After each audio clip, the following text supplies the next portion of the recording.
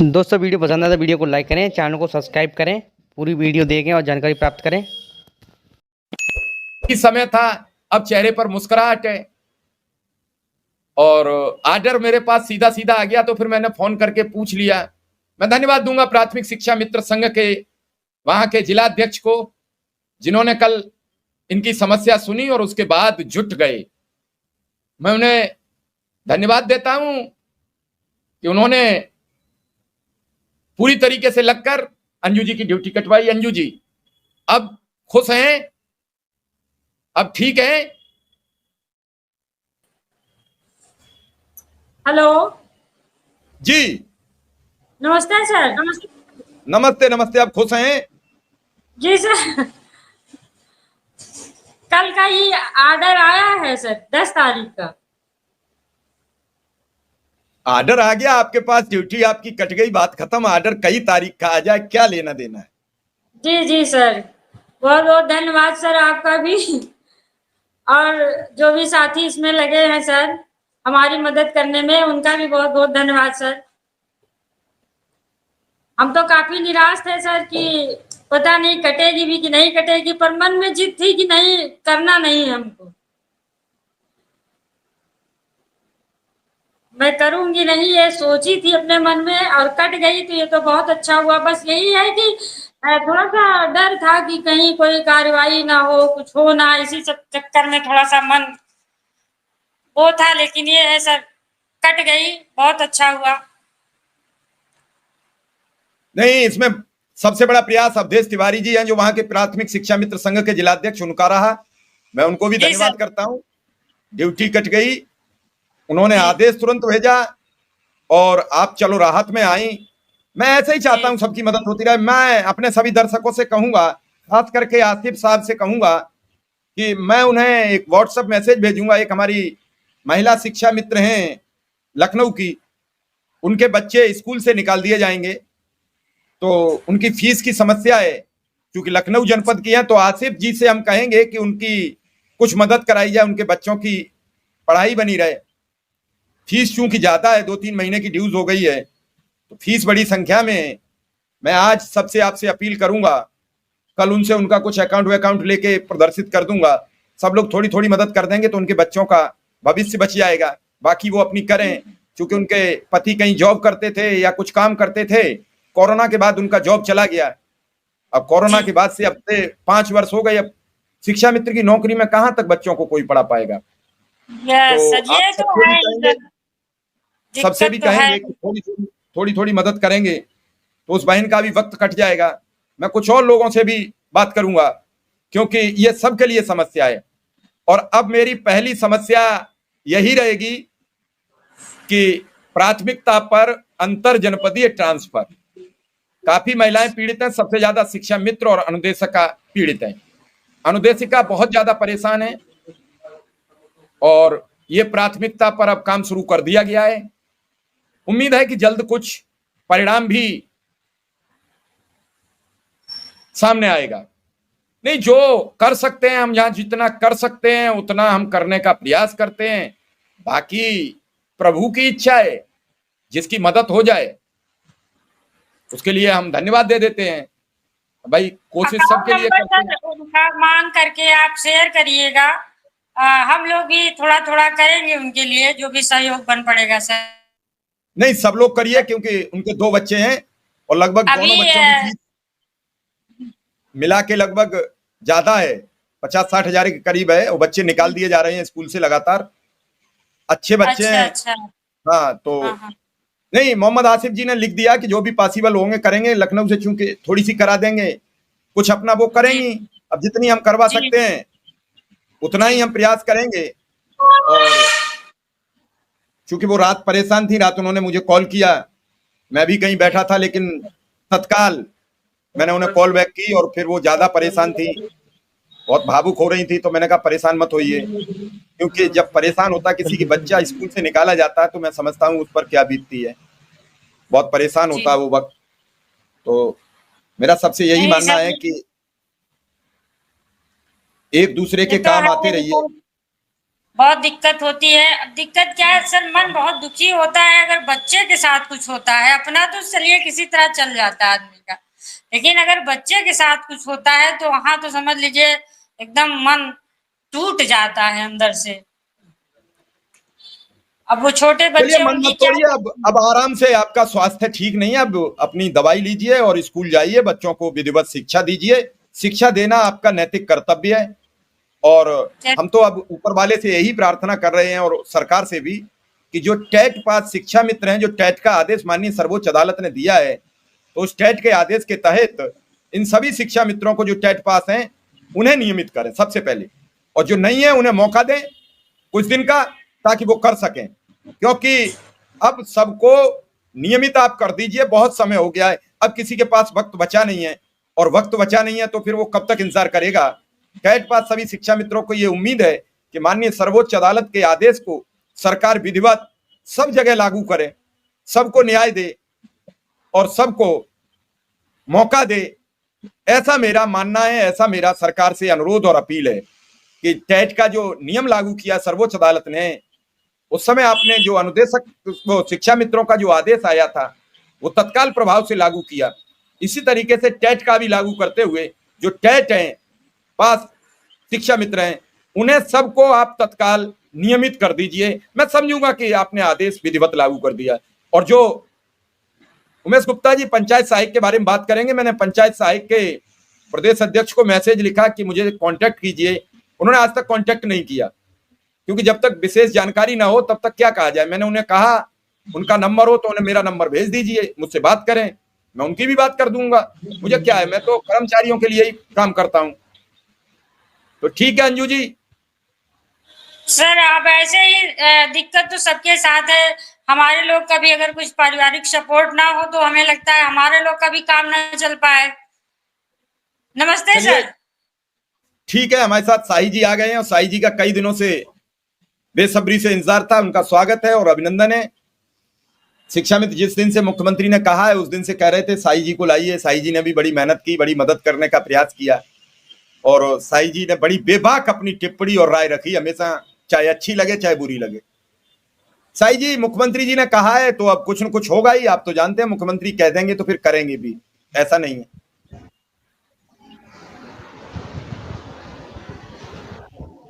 जी जी sir, मुख्यमंत्री जी आपको नमस्कार। मुख्यमंत्री जी ने अगर कहा है तो निश्चित रूप से शिक्षा मित्र जैसे साथियों का भला होगा, कुछ बेहतर होगा उनका। बाकी आगे के लिए भी संघर्ष के लिए तैयार होना होगा। अभी एक नया भूत जागा है सर टीईटी का हमारे विभाग में। जी साई जी, ये टेट का जो मसला है, अगर बात करें उत्तर प्रदेश की, तो जैसे आपके जो विशिष्ट बीटीसी वाले हैं वो तो लगभग सभी लोग ही नॉन टेट होंगे लगभग। अब 29 जुलाई 2011 को टेट लागू हुआ है पूरे देश में। उसके पहले की जो भी भर्तियां होंगी वो नॉन टेट ही होंगी सर। तो फिर हमारे कहने का मतलब एक बार कह रहा हूं, जैसे जब कोई भर्ती निकलती है तो उसका एक जियो होता है, उसका जियो गजट होता है, और उसी में डॉक्यूमेंट मांगे जाते हैं कि आपकी योग्यता ये है। लेकिन अब सुप्रीम कोर्ट बीच में क्यों? और अगर यही था तो जो टेट पास शिक्षा मित्र उन्हें नियमित क्यों नहीं किया? मतलब कैसा है? मतलब जैसी कैसी कथा है कि इधर वाला मतलब इधर पूरा कर लो, इधर वाला इधर पूरा कर लो। कोर्ट पे टिप्पणी करना उचित नहीं होगा। कोर्ट को पूरा मामला संज्ञान में नहीं है, ये कहूंगा मैं। देखिए, खेल शुरू होने के बाद सुप्रीम कोर्ट का ही ये टिप्पणी, कोई भी खेल शुरू होने के बाद बीच में नियम नहीं बदले जाते।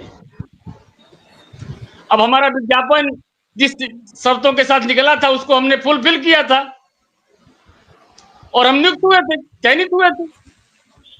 अब पुनः अभी कहा जाए, अभी एक परीक्षा हुई है माननीय जजों का, माननीय वकीलों का, सारे लोग उसमें अनुत्तीर्ण हो गए। अभी मान लीजिए ये जी का परीक्षा हो रहा है ना पूरे देश स्तर पे मेडिकल के लिए, पहले ये नहीं था। अब सारे डॉक्टरों से कहा जाए कि आप जी क्वालिफाई करो पहले, तब आप डॉक्टर हो गए। पहले वकीलों के लिए रजिस्ट्रेशन की परीक्षा नहीं होती थी जी। अब पुराने वकीलों से कहा जाए कि आप पुनः परीक्षा दो। इस समय कर्मचारियों के चयन के लिए पेट एक परीक्षा होती है, पीईटी। अब जो भी कर्मचारी मिलते हैं उनसे कहिए कि पेट आप क्लियर करिए तब आप नौकरी कर पाएंगे, ये तो देखिए गलत बात है। हम जिस सेवा शर्तों के साथ चयनित हुए हैं उसमें छेड़छाड़ ठीक बात नहीं है। ये बृहद जन आंदोलन को जन्म देने वाला आदेश है। निश्चित रूप से भारत सरकार को इसको संज्ञान में लेना चाहिए और सुप्रीम कोर्ट में अपीयर होना चाहिए पुनर्विचार याचिका लेकर कि इसमें ऐसे ऐसे है, इनके साथ ऐसा नहीं। देखिए 29 जुलाई 2011 के बाद जो भी चयनित हुए हैं वो टीटी पास है, क्योंकि उसमें सेवा शर्त बदल गई, टीटी आ गया। तो उसके पहले के लोगों को उसमें घसीटना जो है, और इसमें तमाम विसंगतियां भी हैं सर। अब 2000 के पहले जिनकी नियुक्ति हुई है वो इंटरबेस के आधार पे हुई है, वो टीटी कैसे वो देगा भाई? टीटी में तो कम से कम स्नातक और बीटीसी चाहिए। और जो मृतक आश्रित के रूप में नियुक्त हुआ था उनको 5 साल की सेवा के आधार पर प्रशिक्षण से मुक्ति दे दिया गया। वो बेचारा बीटीसी का सर्टिफिकेट कहां से लाएगा? बीपीएड डीपीएड को इसमें कहीं स्थान नहीं है। आयु सीमा तमाम बातें हैं, किसी में 35 साल, किसी में 40-45 साल। तो जो 50 साल से ऊपर हो गए कैसे देंगे परीक्षा? ये कैसे फॉर्म फिलअप करें? देखिए सब संगतियां हैं। भारत सरकार को इस पर विचार करना चाहिए मानवीय आधार पर। ये सब अच्छी बात नहीं है भाई। जिन सेवा शर्त के साथ जो नियुक्त हुआ है उसमें छेड़छाड़ ठीक नहीं है, ये मैं कहना चाहता हूँ। बाकी हमारी शिक्षा में तो निदेशकों के लिए उत्तर प्रदेश सरकार माननीय योगी जी के नेतृत्व में कुछ फैसला लेने वाली है, जिसमें कमेटी बनी है। कमेटी का जैसा भी रिपोर्ट आए उसके अनुसार माननीय मुख्यमंत्री जी ने कहा है कि यथाशीघ्र हम इनके मानदेय को बढ़ाने का काम करेंगे। उनके विषय में जो भी बेहतर होगा। अभी शिक्षक दिवस को समस्त शिक्षकों, चाहे बेसिक से लेकर और विश्वविद्यालय तक, शिक्षकों को, शिक्षा मित्रों को, रसोइयों को, निदेशकों को ये चिकित्सा सुविधा देने की बात की, जिसका दीपावली तक आदेश आ जाएगा। तो ये हम स्वागत करते हैं, कैशलेस इलाज का हम स्वागत करते हैं। कई लोग ये कह रहे हैं पहले भी कुछ आदेश हुआ था कैशलेस को लेकर, तो क्या ऐसा कुछ हुआ था पहले? अंतर है उसमें मार्केट में जो तमाम कंपनियां कैशलेस इलाज बेच रही पॉलिसियां अपनी, तो वो उससे भी महंगी थी, उसमें प्रीमियम देना था। इसमें जहां तक अब तक जानकारी मिली है कि इसमें प्रीमियम नहीं देना है, तो ये बेहतर होगा। आने दीजिए आदेश, देखा जाएगा, हम उसका स्वागत करते हैं। अगर प्रीमियम आधारित तो होगा तब तो कोई मतलब नहीं उसका, तो नए और पुराने में कोई मतलब नहीं है। लेकिन हमारा जो अनुमान है वो प्रीमियम इसमें प्रीमियम आधारित नहीं है, ये सरकार की तरफ से है। और उसमें प्रीमियम आधारित था इसलिए किसी ने नहीं लिया। किस्ती इतनी थी जो शिक्षा मित्र अनुदेशक और रसोईया की 3-3 महीने की तनख्वाह जा रही थी, तब बड़ी चर्चा हुई थी। हमें तो याद है आपके साथ बैठ के। कोई नहीं लिया सर, वो कोई नहीं लिया था। साई जी, अब जैसे मुख्यमंत्री जी ने कहा है कि अनुदेशक और शिक्षा मित्र का हम वेतन बढ़ाने वाले हैं, तो अब उन्हें थोड़ा जल्दी से इसका ऐलान कर देना चाहिए, मेरा अपना आकलन है। अब चाहिए तो, लेकिन अब हम लोग प्रयास कर सकते हैं ना। आदेश तो माननीय मुख्यमंत्री जी को ही देना है। हमें पूरा विश्वास है कि यथाशीघ्र इनकी बेहतरी के लिए आदेश आएगा। जी विक्रम जी का भी स्वागत है।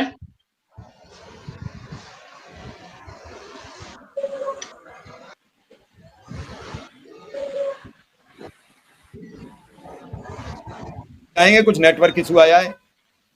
अंजू जी चलिए, आपको तो धन्यवाद कि आपकी ड्यूटी कट गई, आप बीएलओ ठीक से है। आप बच गई जी, हैं, नमस्ते। तो आप आराम से। जी, धन्यवाद सर, धन्यवाद, thank you. Thank you. Sai ji, कई शिक्षा मित्रों का एक कथन था और मैं चाहूंगा कि मैं आपसे पूछ लूं, क्योंकि आप बड़ी बेबाक राय रखते हो और खुल के बात करते हो, साफ साफ कह देते हो, कभी इन चीजों को अदर में नहीं लेते हो। आज शिक्षा मित्र ये पूछ रहे हैं कि साई जी से एक सवाल करिए, उस समय वो सब शिक्षक संगठन का है, साई जी से नहीं मतलब है मेरा, साई जी हमेशा हमारे साथ खड़े रहे। जब हम पर आपदा आई टेट को लेकर, तो वो शिक्षक संगठन कहाँ थे जो सवाल हमसे कर रहे हैं कि शिक्षा मित्र हमारे साथ आए? वो शिक्षक, तब शिक्षक संगठन कहाँ थे? अब कह रहे हैं दिल्ली चलो तो हमारे साथ चलो, हमारे साथ खुल के आओ। तब वो जब हम पर आपदा टूटी तो क्यों मुंह बिदका गए थे? अब देखिए सर, मैं दूसरे की बात तो मैं नहीं करूंगा, लेकिन मैं व्यक्तिगत रूप से और मेरा संगठन शिक्षा मित्रों, अनुदेशकों, रसोइया सबकी समस्याओं के साथ बराबर लड़ा है, लड़ता रहेगा। और यह शिक्षक स्वाभिमान पे एक हमला हुआ है टीटी को लेकर, तो निश्चित रूप से हमारे साथ भी उनको आना चाहिए। हम तो यही कहेंगे, बाकी उनकी अपनी इच्छा है, हम उसमें कुछ कह नहीं सकते, नहीं, लेकिन हम बराबर उनके संगठन में साथ रहे। आपने तो एक बीच में महाधरने का प्रोग्राम किया कि शिक्षा मित्र अनुदेशक की लड़ाई लड़ी जाए। अब उसमें कई संगठन निकल के भाग गए, आप अकेले रह गए।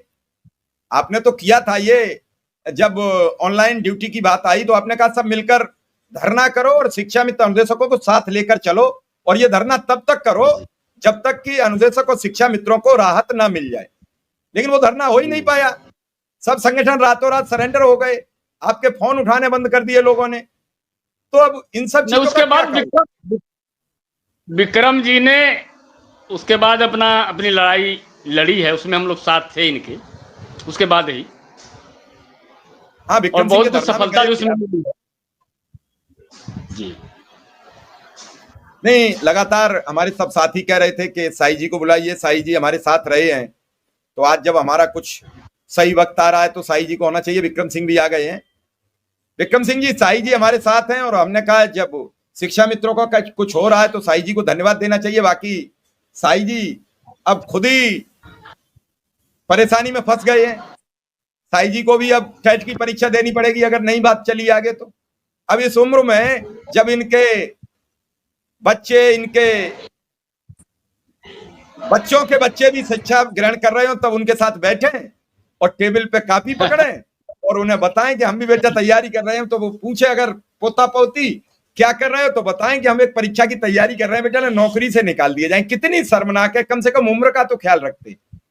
या फिर यही कह देते कि जो 50 वर्ष से ऊपर के हैं उन्हें टेट नहीं करना पड़ेगा, तब भी चल जाती। देखिए, सेवा सब ठीक नहीं है। जिस आधार पे जिनका विज्ञापन निकला था उसमें कोई परिवर्तन बाद में माननीय सुप्रीम कोर्ट की ही टिप्पणी है कि खेल शुरू होने के बाद नियम नहीं बदले जाते। हम उसी की बात कर रहे हैं। हम जिस सेवा शर्तों के साथ चयनित हुए हैं उसमें कोई संशोधन हम स्वीकार नहीं करेंगे।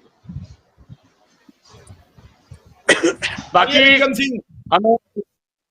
हम शिक्षा मित्रों और अनुदेशकों के बेहतरी के लिए उनको शुभकामना देते हैं और ये अपेक्षा करते हैं कि यथाशीघ्र मुख्यमंत्री जी इनके मानदेय को सम्मानजनक बढ़ाने का काम करें। नहीं, आप हमेशा जी। विक्रम सिंह, साई जी आपके साथ हैं। जी सर, आपको सादर प्रणाम और बड़े भाई आदरणीय साई जी को भी सादर प्रणाम। सर, जिस दिन माननीय मुख्यमंत्री जी ने घोषणा किया था, मैंने सबसे पहले आदरणीय साई जी को फोन किया और आपका आभार ज्ञापित किया, आपको धन्यवाद दिया, आपसे आशीर्वाद लिया। मैंने आपको बताया कि उस दिन मैंने सारे लोगों को फोन किया और देखिए, मैं तो जानता हूं कि आदरणीय साई जी की ही देन है कि आपके माध्यम से आदरणीय विनय सिंह जी से मुलाकात हुई और फिर उनके माध्यम से आर.के. निगम सर से मुलाकात हुई और फिर S4 के हम लोग हिस्सा बने। इसका क्रेडिट किसी को जाता है, मुझे कहने में सर कोई गुरेज नहीं है कि इसका सारा क्रेडिट किसी को जाता है तो बड़े भाई आदरणीय तारकेश्वर शाही जी को जाता है।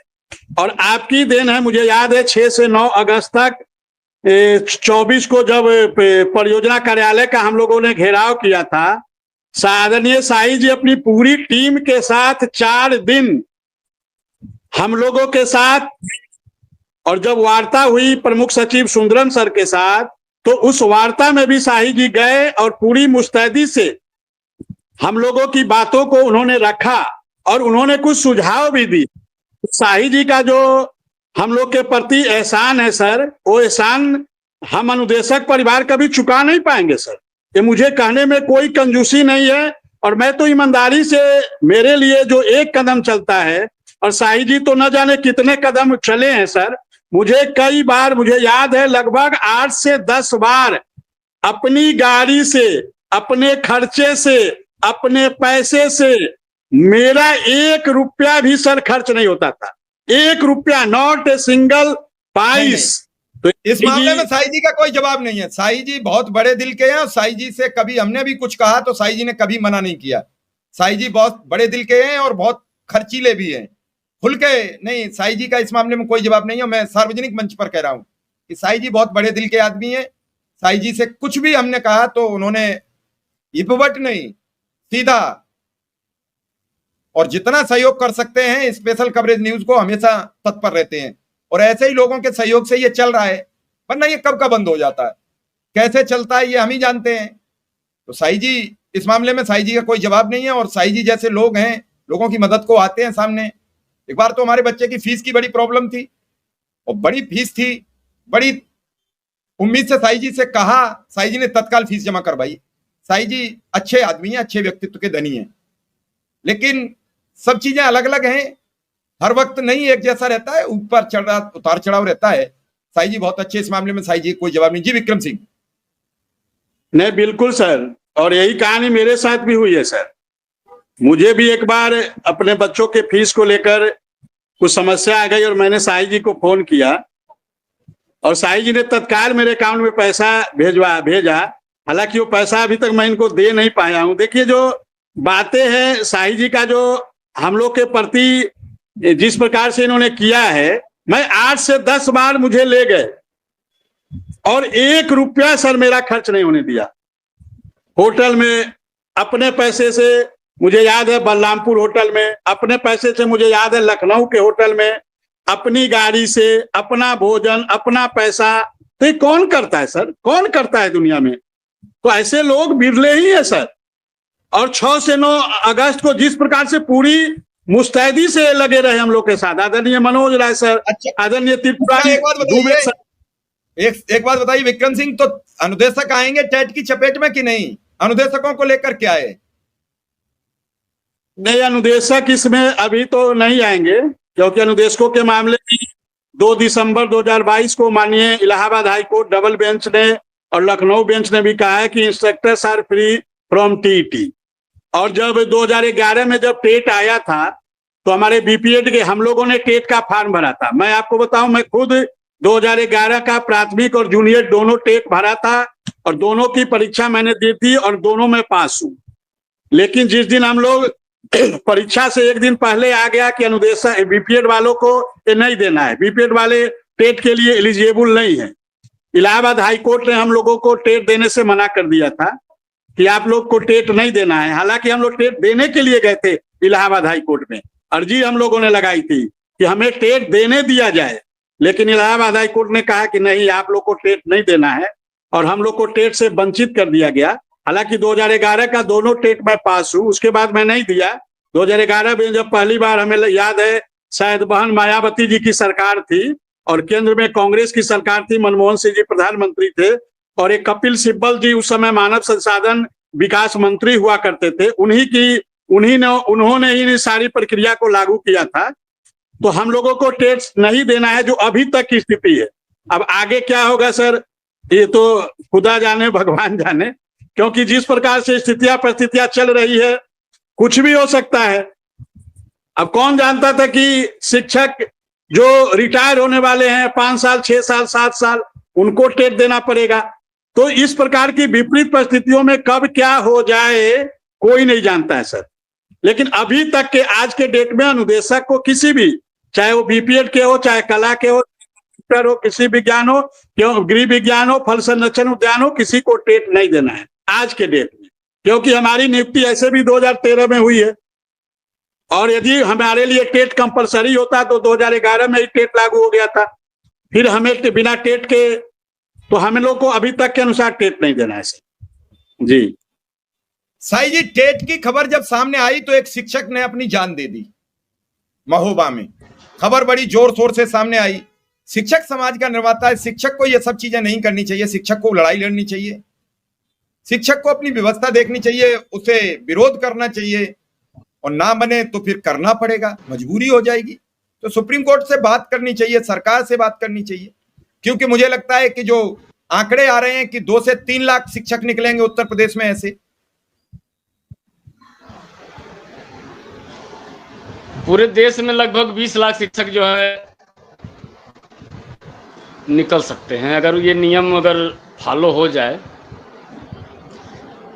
और मैं उस मृतक शिक्षक को श्रद्धांजलि अर्पित करता हूं। और ऐसा अपनी आत्महत्या करना इसका उपाय नहीं है, इसका उपाय लड़ना है। और हम लोग मुस्तैदी से लड़ने का काम करेंगे और केंद्र सरकार को कानूनों में संशोधन करना होगा। इतने बड़े पैमाने पर किसी देश में नौकरी खत्म हो जाएगी तो जन क्रांति की चिंगारी लगाने का काम माननीय सुप्रीम कोर्ट ने किया है। अभी नेपाल में सर जन क्रांति हुई है। जब किसी चीज की इम्तहान हो जाती है ना तो ऐसी क्रांतियां होती रहती हैं। भारत में भी संपूर्ण क्रांति का नारा जयप्रकाश नारायण ने दिया था। तो ऐसी स्थिति न आए, सरकार इस बात को संभाले, सरकार इस बात को समझे, और सरकार चाहेगी तो कानून में संशोधन करके सारी समस्याओं का समाधान हो सकता है। और हमें पूरा विश्वास है कि माननीय मोदी जी की सरकार इस समस्या को सुलझाने का काम करेगी। जी सर। नहीं, एक बड़ी समस्या तो उत्पन्न हो ही गई है। लगातार शिक्षकों में नाराजगी है। शिक्षकों ने, मुझे लग रहा है कि पहली बार काला दिवस मनाया शिक्षक दिवस के दिन। शिक्षक दिवस बड़ा महत्वपूर्ण पर्व होता है शिक्षकों को लेकर। काला दिवस मनाया सभी शिक्षकों ने। यहां तक नौबत आई, लगातार लोग आवाज उठा रहे हैं। सुनने में आ रहा है कि 16 सितंबर को शायद कोई कोर्ट में भी सुनवाई है। साई जी, ऐसी भी कुछ खबर है? हाँ है। तो क्या ऐसे में उम्मीद दिख रही है? रिपोर्ट दाखिल किया,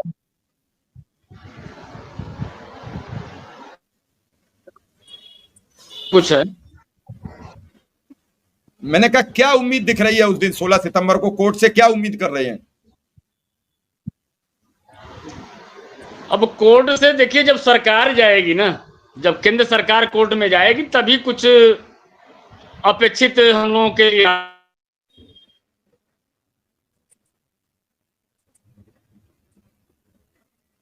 आत्मघाती होगा, ये और नुकसानदेह होगा।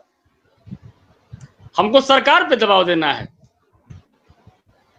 भारत सरकार कोर्ट में जाके अपनी बात रखे, कानूनों में संशोधन करे, तब हमारी बात बन सकती है। नहीं तो इस तरह से सिवाय परेशानी बढ़ने का कुछ होने वाला नहीं।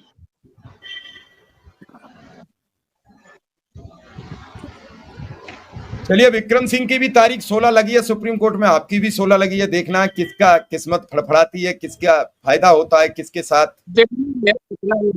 बिल्कुल। विक्रम सिंह, पहले तो मैंने कल आपसे कहा था समर कैंप को लेकर क्या कुछ बातचीत हुई किसी से लखनऊ? सर, समर कैंप की डिमांड शासन में गई हुई है और शासन से अभी तक उसका आया नहीं है। तो जैसे ही शासन से आएगा वो बजट जो है लिमिट जारी हो जाएगी। डिमांड गई हुई है, अभी डिमांड वहां से पैसे वो लेटर आए नहीं है सर। आज मैंने बात किया था, तो यही जानकारी दी गई है। नहीं तो आप ये भी तो कह सकते हो कि जब आपको जरूरत थी तो आपकी सारी डिमांडें चली जाती हैं, तो आपके बीएस से कह देते हैं कि हम आपकी एब्सेंट लगा देंगे, आपका वेतन रुकवा देंगे। अब काम कर दिया है तो डिमांड लिखें, लेटर लिखें, लगातार मंगाएं। सरकार के पास क्या है इन छोटे पैसों को, जब चाहेगी तब सरकार जारी कर देगी। अब तो कई महीने गुजर गए, जून में खत्म हो गया, जुलाई गुजर गई, जून गुजर गया, अगस्त भी गुजर गया, अब सितंबर भी गुजरा जा रहा है। तो उन लोगों को भी सोचना चाहिए। अब इसकी जो नाराजगी है वो विक्रम सिंह झेलें, क्योंकि विक्रम सिंह ने कहा कि ये सरकार का बहुत स्वावलंबी कदम है, मिलकर सब लोग करो, मिलकर सब लोग करो। अब जो भलाई बुराई सुननी है वो विक्रम सिंह सुने। तो बड़ी समस्याएं सामने हैं, इन समस्याओं से भी कैसे बचा जाए। मान लीजिए जो आता है सुनने, जिसे बात कहते हैं वही तो सुनेगा। साई जी हमारे साथ जुड़े हैं तो साई जी से हम सवाल करेंगे, कोई और शिक्षक संगठन का लोग जुड़ा होगा उससे सवाल करेंगे। तो अब विक्रम सिंह जुड़ते हैं तो विक्रम सिंह ने कहा तो लोग सवाल कर रहे हैं। तो प्रशासन की भी यह जिम्मेदारी है कि उस लेटर को बार बार लिखो, फोन से मंगाओ, अगर देना होता है तो तत्काल हो जाता है। न करने का यह है कि आ जाएगी चिट्ठी। बाकी तो आप जानते हो कि बेसिक शिक्षा का काम अपने हिसाब से चलता रहता है। आज कोई हमें बता रहा था, शायद गोंडा जिले की बात थी, जाने कौन से जिले की, वहां लेखाधिकारी नहीं है। जो हेल्थ का लेखाधिकारी है वही बेसिक का काम कर रहा है। वो मन करता है तो ऑफिस आता है, नहीं मन करता है तो नहीं आता है। ऐसी कई जिलों में समस्याएं हैं। थोड़ा सा ढंग से अधिकारियों से बात करिए और रखिए। अभी जब आप निगम साहब से मिलोगे तो उनसे कहिए कि वो जाएं तो ये बात बड़ी प्राथमिकता पर रखें। आपकी 14 तारीख को बैठक है और विक्रम सिंह 16 तारीख आने वाली है। बस आज 11 हो गई, कल 12 है, 16 तारीख है। अब सीधी सीधी जी सर, 16 तारीख की तैयारी चल रही है और अभी अभी डिबेट में आपके आने से पहले हम बस्ती जनपद की ऑनलाइन मीटिंग हो रही थी। तो इस समय सारे जनपदों में बातचीत चल रहा है, प्रयास हो रहा है कि 16 तारीख को कैसे हम लोग का केस फाइनल हो।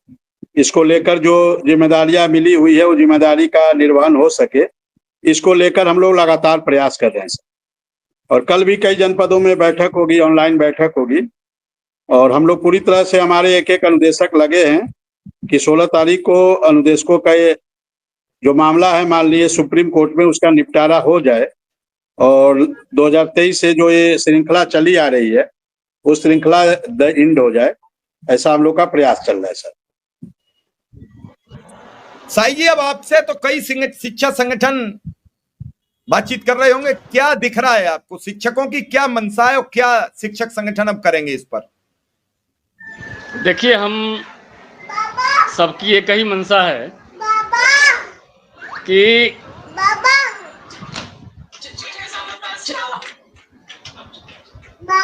जो सेवा सर जिसके साथ रही उसके साथ वैसा व्यवहार किया जाए। 29 जुलाई 2011 के पहले जो लोग व्यवस्था में आ गए हैं, नियुक्त हो गए हैं, जिस सेवा शर्तों के साथ, उनके साथ कोई छेड़छाड़ नहीं होनी चाहिए, ये हमारी मांग है। और पूरे देश के शिक्षक संगठन इस मुद्दे पर एक राय हो रहे हैं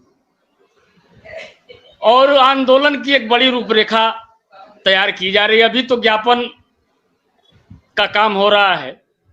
हमारे संगठन ने भी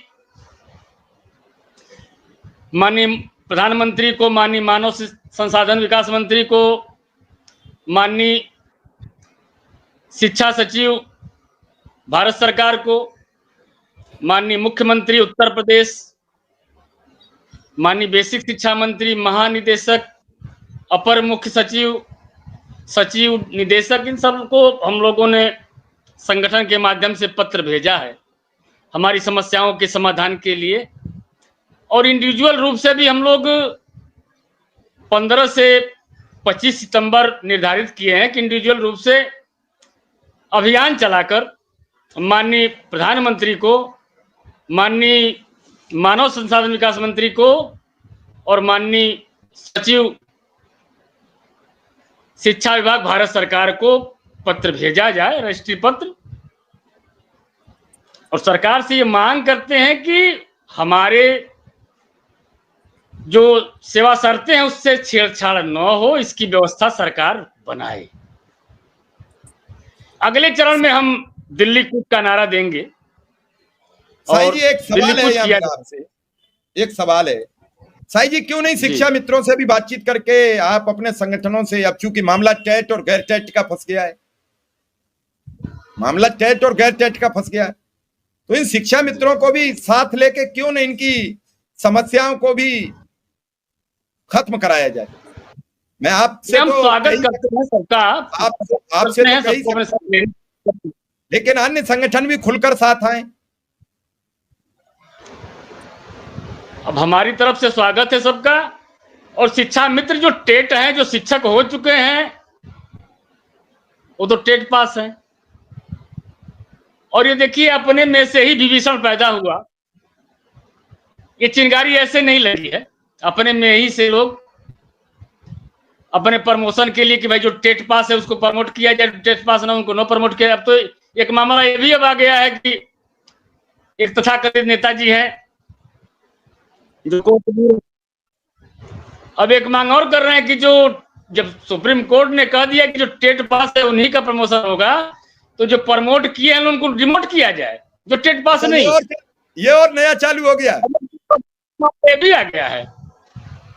वो मांग कर रहे हैं कि जो टेट पास नहीं है उनको डिमोट किया जाए और जो लोग टेट पास है उनको प्रमोट किया जाए। अब तो ये भी मामला आ गया है, तो डिमोट भी होना पड़ेगा अगर यही बात रही तो। ये तमाम समस्याएं, इसका हम लोग मजबूती से इसका जवाब देंगे, लड़ाई लड़ी जाएगी, कोई चिंता की बात नहीं। और किसी को आत्महत्या करने की जरूरत नहीं है। मैं आपके इस चैनल के माध्यम से अपने शिक्षकों से ये कहना चाहता हूं कि लड़ने की जरूरत है, मरने की जरूरत नहीं। और लड़ा जाएगा, जीता जाएगा। जी सर। अगर सरकार नहीं मानेगी तो फिर क्या कदम उठाएंगे शिक्षक? अभी तो खैर बातचीत हुई नहीं होगी इस सब चीजों पर। आंदोलन होगा, आंदोलन बड़ा होगा, आंदोलन तख्ता पलट भी करता है सर। नेपाल में किया है जन आंदोलन। नहीं ऐसा मत कराइए, ऐसा हम बिल्कुल आपको सलाह नहीं देंगे कि जन आंदोलन होना चाहिए, लेकिन जन आंदोलन तख्ता पलट का नहीं होना चाहिए। हमारा देश संविधान से चलता है, संविधान से चले हुए देश को संविधान के दायरे में ही रखना चाहिए। और 25 लाख पे जब बात आएगी सर, तो एक पे 5 मान लीजिए तो 1.25 लाख, क्या नाम, 1.25 करोड़ लोग जब सड़कों पे आ जाएंगे तो क्या होगा। सरकार को इस विषय में सोचना पड़ेगा कि किसी जन आंदोलन को किस तरह रोका जाए।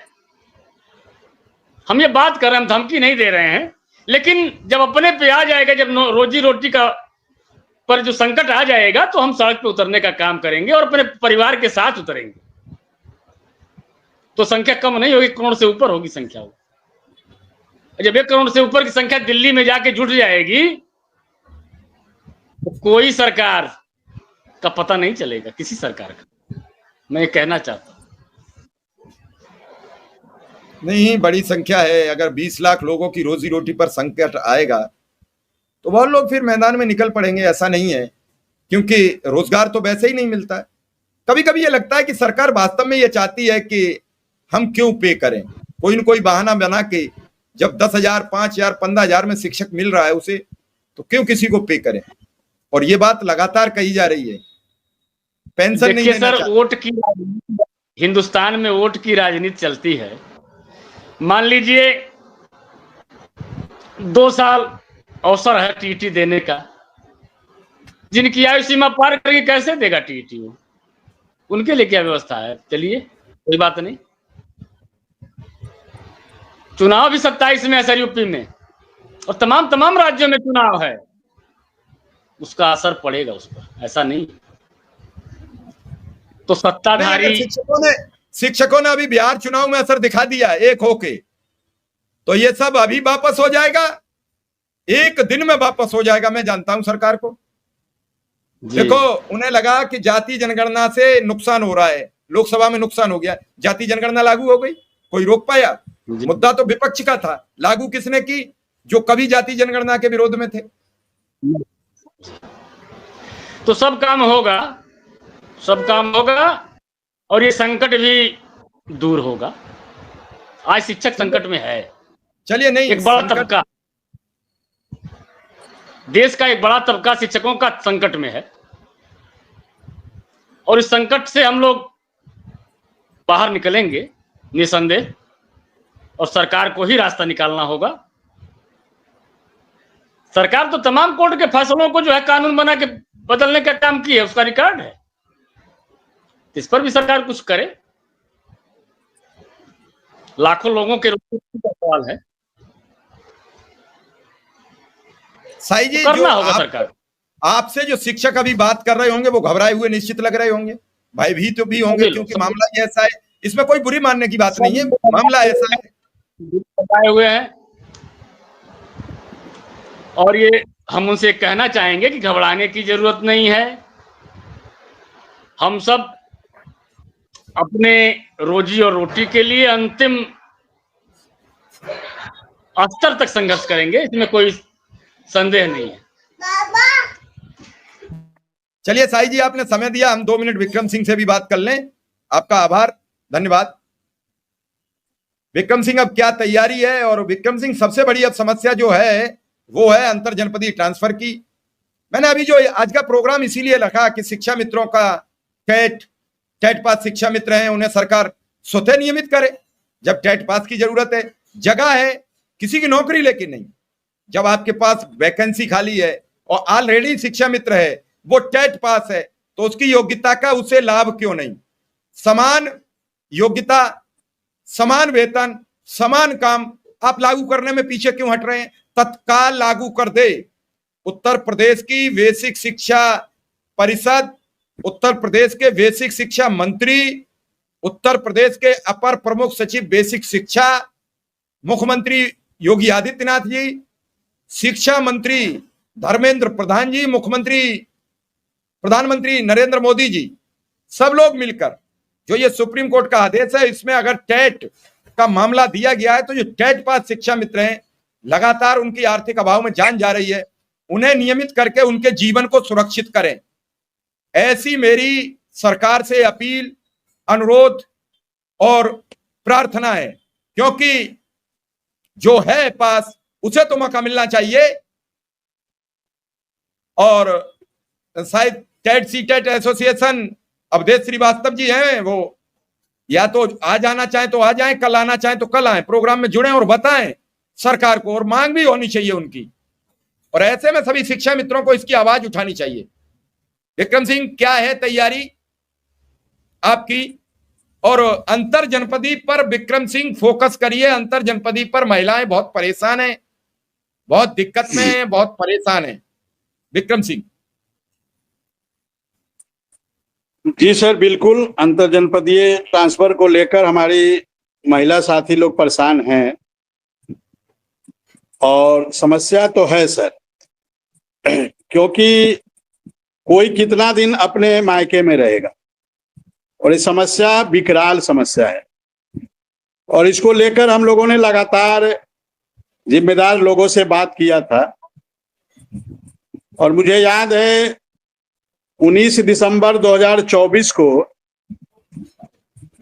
जब प्रमुख सचिव बेसिक शिक्षा सुंदरम सर के साथ हम लोग की बैठक हुई थी, उस बैठक में सुंदरम सर ने इस पे सहमति दिया था और कहा था कि 15 जनवरी तक हम इस काम को करेंगे। लेकिन दुर्भाग्य से सुंदरम सर का ट्रांसफर हमें लगता है शायद 1 जनवरी या 2 जनवरी को ही हो गया था। तो कहीं ना कहीं ये समस्याएं तो है सर। अब चूंकि दीपक सर आए हैं, दीपक सर के पास इतनी जिम्मेदारी है, अब तो चीफ सेक्रेटरी की भी और आ गई। और दीपक सर के पास इतनी जिम्मेदारी है, इस समय वो प्रभारी मुख्य सचिव हैं, वित्त सचिव हैं, बेसिक शिक्षा के अपर मुख्य सचिव हैं, माध्यमिक के सचिव हैं, और एक और कोई विभाग है उसके सचिव। तो दीपक सर के पास जिम्मेदारी ज्यादा है, तो इसलिए थोड़ी समस्याएं आ रही है। हालांकि दीपक सर ने भी इस बात से सहमति दिया था, और जब मैं 7 जून को माननीय मुख्यमंत्री जी से मिला था तो वहां भी मैंने इस बात को जिक्र किया था और मैं लिस्ट ले गया था और उस लिस्ट को उन्होंने कहा था कि दीपक कुमार जी को दे देना और मैंने दीपक कुमार जी को लिस्ट भेजवाई भी थी, किसी माध्यम से वहां लिस्ट पहुंची थी। जब 8 अक्टूबर 2024 को माननीय बेसिक शिक्षा मंत्री जी के साथ बैठक थी, वहां भी मैंने उस लिस्ट को दिया था। 1500 महिलाओं की लिस्ट भरवाया था और उसमें लगभग 1500 महिलाएं आई थी, उन्होंने उसको भरा था। तो लिस्ट मैंने कई जगह सर्कुलेट किया है सर, लेकिन दिक्कत थोड़ी समस्याएं तो आ रही है कि लेट हो रहा है। और सबसे बड़ी बात है 3 जनवरी को 2025 को शिक्षा मित्रों का अंतर जनपदीय ट्रांसफर और भी कई ट्रांसफर को सुंदरम सर ने आदेश किया था, लेकिन वो प्रक्रिया भी अभी लागू नहीं हो पाई है, लगभग 9 महीने होने जा रहे हैं। तो समस्याएं तो काफी विकराल है। तो ये हालांकि जो सूचना मिल रही थी कि ये प्रक्रिया शुरू हो जाएगी शिक्षा में साथियों का, तो उसी के साथ या उसके बाद आप अनुदेशकों का करेंगे, लेकिन यही प्रक्रिया होने में अभी देर लग गई है।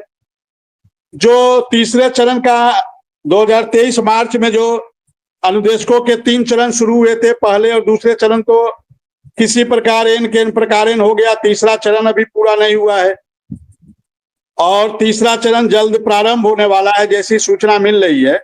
हमें लगता है कि अगले हफ्ते तक तीसरा चरण प्रारंभ हो जाएगा, जो सूचना मिल रही है एनआईसी को दी गई है और एनआईसी इसको हमें लगता है अगले हफ्ते जारी कर देगी। तो जो तीसरे चरण के ट्रांसफर के लोग हैं म्यूचुअल वाले, वो अपनी तैयारी कर ले और ये तीसरे चरण अगले हफ्ते में लगभग हमें लगता है कि प्रारंभ हो जाएगा, जो सूचना मुझे दी गई थी।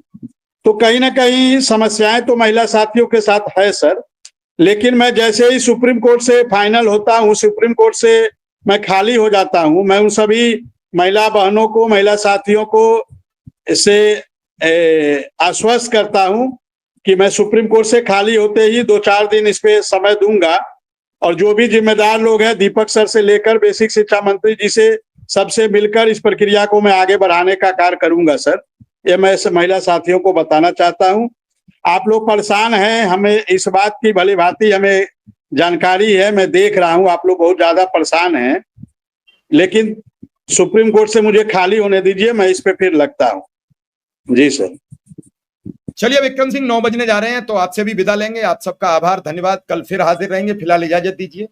नमस्कार।